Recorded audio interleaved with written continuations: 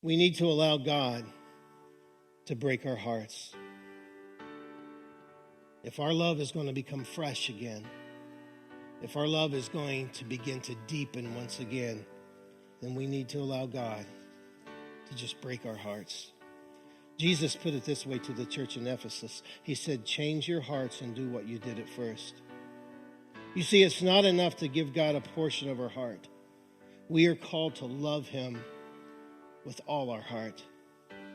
And that word heart brings out the concept of the inner person. And it stresses the idea of our affection that ultimately determines our actions and our pursuits.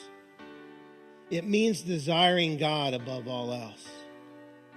But unfortunately, over time, let me tell you, I don't know about you, but our hearts can get really messed up, can't they? Back when our son Brandon was at the University of Oklahoma, it was either his freshman or sophomore year. I think it may have been his sophomore year. I'm not real sure about the year, but Lucy and I drove down from Enid down to Oklahoma, to Norman, to the University of Oklahoma to go visit him on a Saturday and to see his apartment that he was in. And Brandon had just bought him a used car. It was a Scion.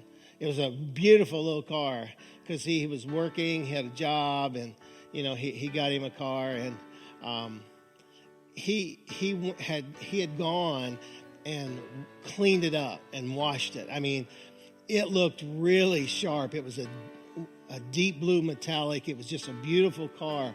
And he had got it all cleaned up, all washed. And let me tell you, he was so excited for us to see that car when we got there.